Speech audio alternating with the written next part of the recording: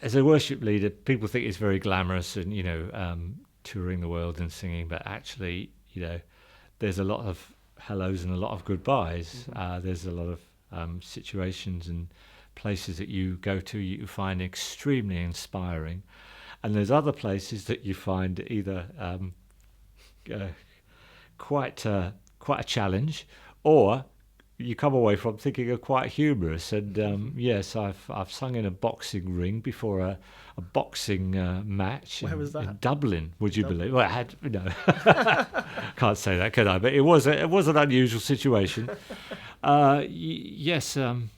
Oh my goodness me! What did you sing? I can't remember. I think it was something. I think actually it was "Let There Be Love," because at the time I think that particular song had sort of become known by Protestants and Catholics, and it was quite a well-known song. Yeah. So I thought, that would be a good one. I think that was probably the song. "Let There Be Love" before a boxing match would be. Yes, an abattoir. I've sung in an abattoir. How did that come about? Somebody actually was up in the Carlisle sort of region on a farming community. Had put on a concert, and I actually love to go to places where there isn't a kind of concert, worship sort of infrastructure. I like the whole folky element of what I do. I mean, I play the guitar and sing, and playing the guitar means that you're very transportable. You can move around, and you've got your 6 strings, and you've got yourself, and you can adapt and fit in. And I love those situations where it's not a sleek concert hall kind of thing, but you're there in amongst the straws of hay. And I remember that was the stage, and there I was singing, and I think there was a few cows and things behind me and all the rest, but it was great.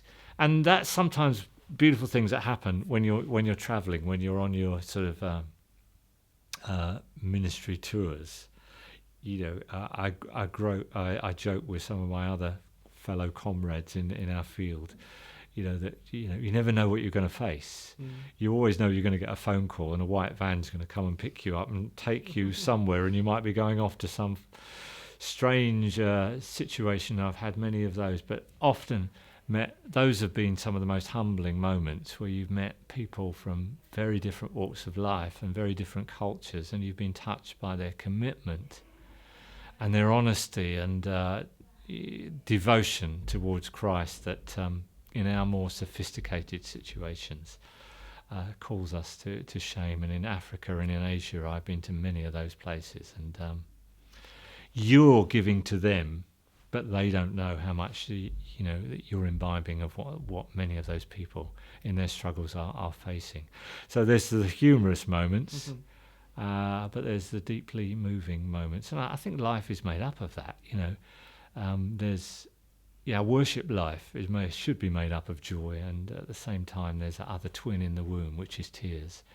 And a true expression of an authentic worship life is to express those two things together.